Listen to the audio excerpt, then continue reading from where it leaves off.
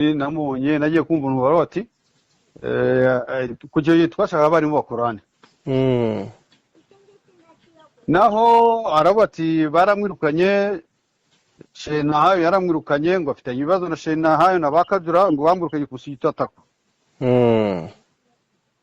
ariko ndabimba baramwirukanye akaba wenda ubona ashoboye ngo amubwira akaza umugabo araza ninjye wamushakiye n'inzu yo kubamo y'ubuntu yewe n'umushahara ninjye wamushakiye umushahara hari umuntu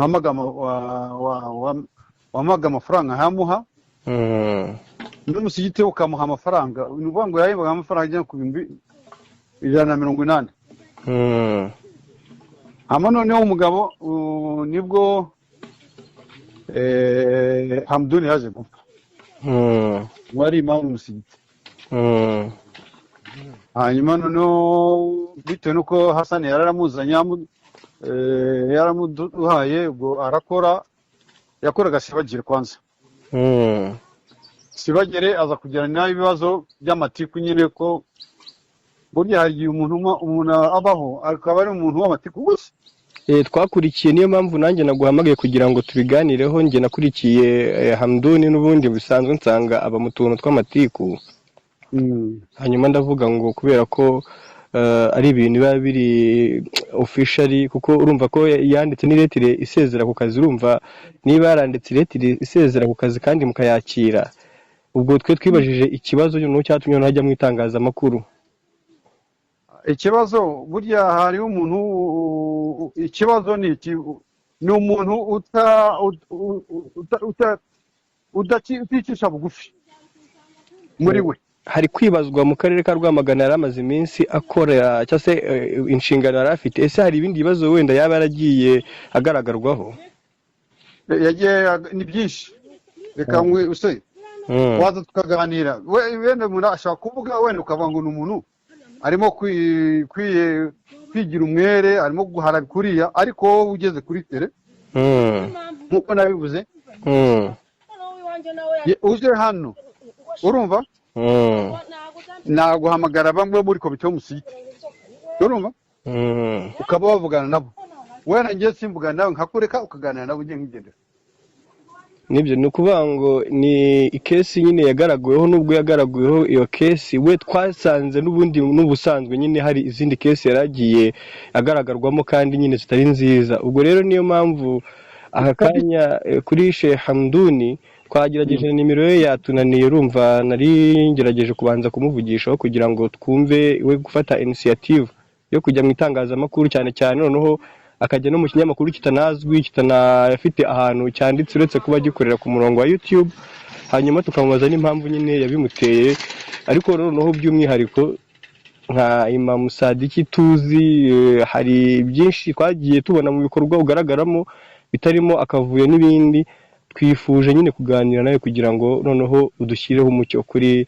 iki kibazo cya Sheikh Hamduni kuko bigaragara ko ari kugenda agaragaza ko nyine hari weakness zagaragaye ku bayobozi bayoboranaga ariko urumva yashyizeho n'umucyo ko n'ubundi na mbere hose n'ubundi bitari byuzuye neza hari amakosa yagiye agaragarwaho cyane cyane nk'icyo kibazo kigaragaye nyine ko na Habi Ramadan ni nawe ushinzwe iyi gahunda urumva ko niba nawe barajyanye ikibazo ni ibintu nyine bisa nkaho byari bisanzwe ese ubwo icyo washyiraho cyangwa se umucyo washyiraho kuri iki kibazo kugira ngo n'ubundi turi kwinjira mu kwezi kwiza kwezi kwa Zulhijja kwezi tuzakoramo ibikorwa byinshi nyine bisa nkaho abayisilamu dukwiye kuba turi kuri gahunda imwe iki kibazo kize gufatwa gute muri rubanda cyangwa se muri sosiyete rusange y'abayisilamu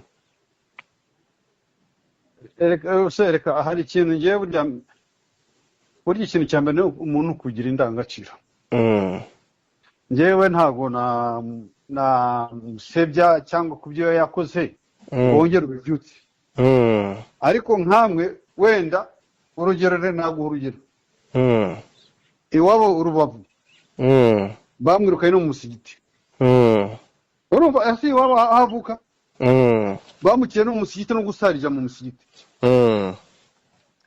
ubwo araza ina Kirehe Kirehe yahavuye nabi naho bamwirukankanye ubwo nibwo yagiye intuza na Musanze yabayeho sinzi aho mu Kigali hakoze inshuro ebyiri bamwirukana. Hano rero igeze kuba ngira ngo reka yigeze kuba na imamu hano, imamu w'umusigiti hano.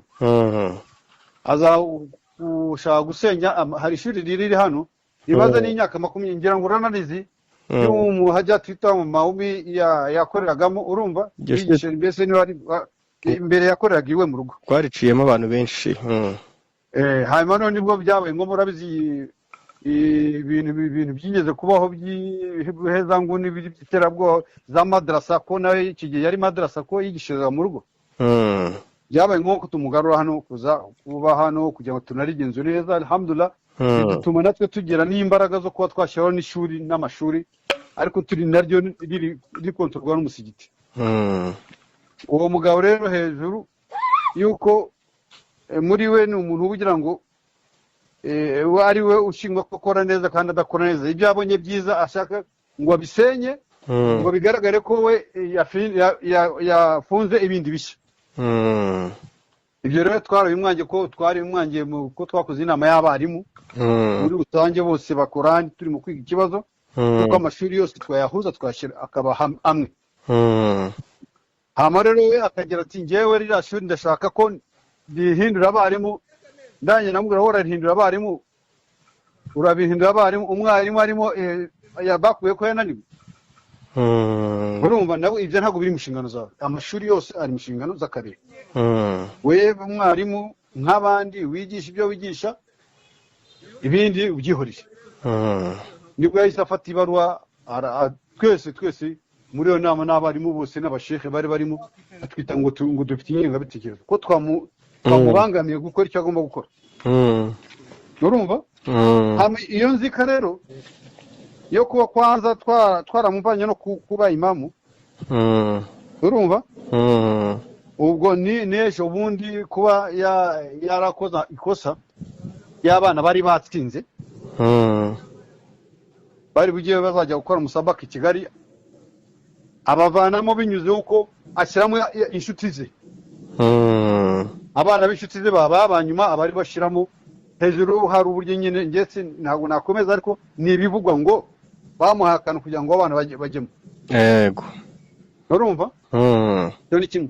Ikindi cya kabiri ni umwarimu utabaza inshingano ze ibintu ko biri mu gupfa bimeze gute. Ni umwarimu wazaga saa 5 ngo aje kwigisha abana bari butaye saa 6. Ni umwarimu wafataga umunsi ntanaze no mushuri agasiba ku bushake bwe. Yaba yanahageze icyo yakoraga ni ugukubita abana ibiboko.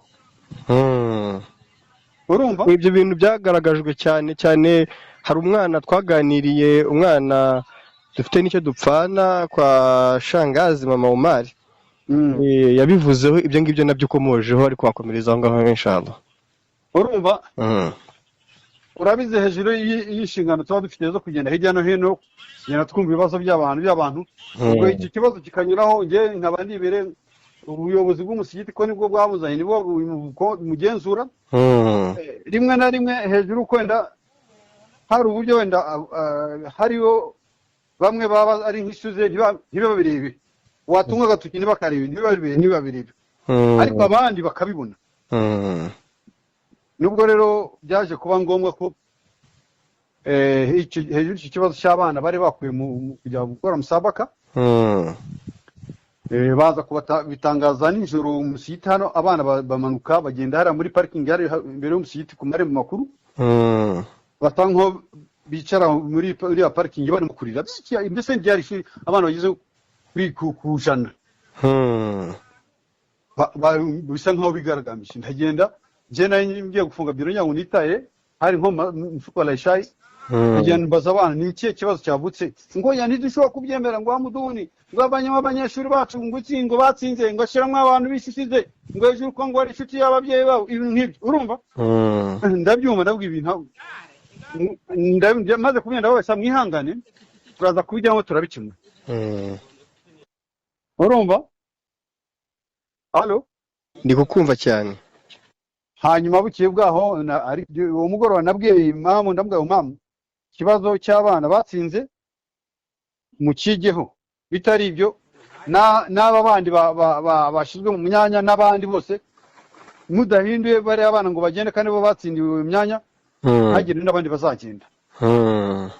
hama noneho imamu nibwo yabonye ko byakaze biba ngombwa ko nibura ahaguruka nawe. Bukeye bwaho mu gitondo nibwo twagize gutya ikigoroba, ababyeyi baraje baje none kumundegera, baje kumundegera bambwira n'ibindi ntakagoye kubwira usekere uje twibonana nkakubwira. Turaza kujyana ikiganiro cy'umwihariko kugira ngo n'ubundi niyo delegation yari hari uwo akora ayo makosa wenda nabo baze kugira ibyo wenda bavuga kubera ko ni byiza ko umuntu ashobora kuba noneho yashyira hanze ibyo bintu byose kugira ngo abantu bajye banamenya intandaro y'ibintu byose, cyane cyane ko bahereye ku ndangagaciro, kandi iyo umuntu yatakaje indangagaciro aho ngaho noneho mu idini y'Isilamu ho biba byamajije kurengera. Akaba ari niyo mpamvu noneho uyu munsi abantu bagakwiye noneho kumenya ibi bintu, kubera ko hari abantu batangiye kubishidikanyaho nyine bashaka no kuzana umwuka mubi wa wundi usanzwe bashaka kubakiraho no kugira ngo basenye.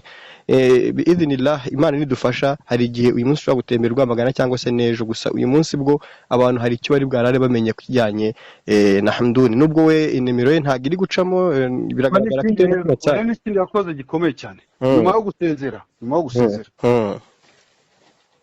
no kwemera ubwegure bwe mu kwivana mu kazi ke, gusezera mu kazi tumaze kubwemera, aho yakoze sakiregurira agishinga ishuri musiyikirindisha. Urumva ngo ishuri ryingo gitwa ngo ryaje ngo rije korokora ngo Qur'ani mu kare ka Rwamagana. Urumva ubwo abana atangira kubigisha musigiti, ndaje mbwira imamu ibi bintu biri gukora musigiti wa bite bite urabona ko ibi bintu bitari mu cyamwa abayisilamu bice no kubiba amacakuri mu hagati y'abantu. Ni mutabifunga mukabiha umwanya biraza kuba binini cyane kuruta uko bitangiwe. Ubwo umugabo abonye ko byakaze tubatangiye kumwirukana mu musigiti n'abo bana, ishuri aryimura iwe mu rugo. Urumva bya bindi byose leta yanga, ibyo RMC yanga, we ariko abantu bamugira inama inshuro nyinshi cyane, Hussein, inshuro nyinshi cyane, abakuru, abantu bakuze, abashehe baramugira wakarananirana. Urumva aho bakagira igihe ngo ntago ngo abayobozi bose ngo ari umuyobozi mukuru ntamari yari runaka ntamari ngengenda. Urumva ibintu nk'ibyo. Basi rero iyo ufite gahunda uzaze tuganire, wenda umwereke n'abantu ushobora no kubaza bitewe n'uko abantu b'ikigihe basigaye batinya itangazamakuru, ushobora kumuhamagara nitabe. Urumva kubaza nitabe, abanyamujyi nuko bateye ngo niteranye ntacyo. Ariko buriya ikintu cyo kivuyemo byanga bikunda abantu nabo bafite ubwenge bwabo, kandi nyuma y'uko dukora ibiganiro nk'ibi ngibi abantu barasesengura. Ikigaragara cyo nuko kuva i Rubavu aho ngaho akazenguruka ku misigiti itandukanye ya Kigali na za Kirehe naho ngaho i Rwamagana bikabibaye iyo kesi bikaba biri kugenda bigaruka. Urumva ko n'umuryango w'Isilamu mu Rwanda ku cyumweru turi mu kiganiro biravugwa, tuzabigarukaho, tuzahamagara Sheikh Nzarahari Kasim. Ikibazo ni iki, nk'umuntu nkuriya ukora amakosa nk'aya kuba agatuma abayobozi bacu babubahuka, yarangiza akagira ubuhungiro kuri voice ibyo byo biba ari ibiki?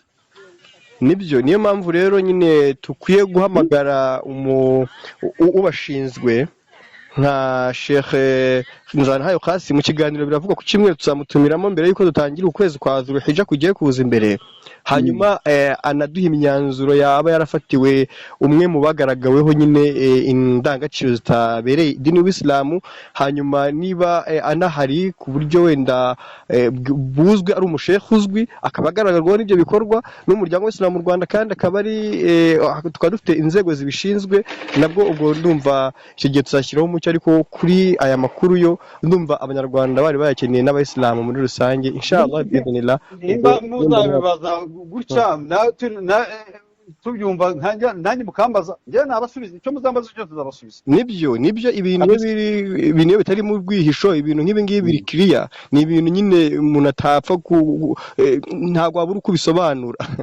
Wallahi njyewe reka nkubwire, njyewe n'ikintu cyambabaje ni ukuntu warangiza ukavuza induru ngo mufti naza gutabare ngo naze. Niyo mpamvu mu kiganiro tuzabivugaho kandi bizasiga ishusho nziza, ndetse n'undi wese utekereza nka Hamduni bizarangira nawe yisanze ko ibyo bintu yakwiye gutangira.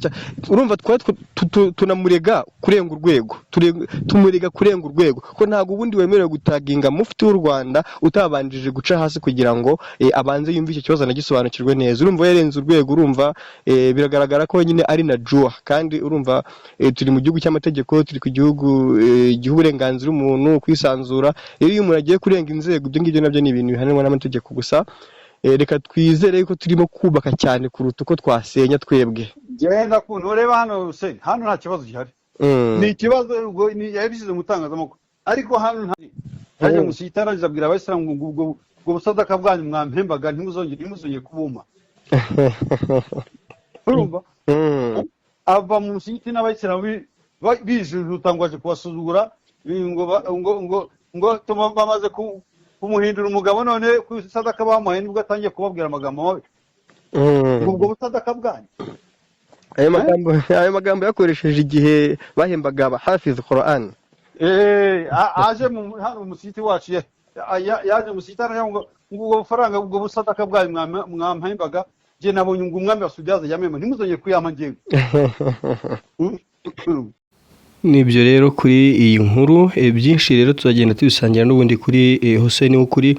N'ikiganiro ameze ibiganiro mwari mukumbuye muri benshi, ariko reka dusoze gutya tubararikira gukurikira ibiganiro byacu. Rero buri munsi ni live kuri YouTube, tuba turi kuganira ku ngingo zigiye zitandukanye, kandi mugiye mukurikira ibiganiro byacu. Rero ameze ibiganiro mwari muyakumbuye, ariko nanone hari ibiganiro byinshi tugiye dufite tuzagenda tubaha umunsi ku munsi, kandi tugiye kwinjira no mu kwezi kwa Dhulhijja, turi mu kwezi kwa Dhulqa'da, tugiye kwinjira mu kwezi kw'imigisha myinshi rero, aho abahaji bazaba bari gutambagira muri iriya misozi mitagatifu Maka.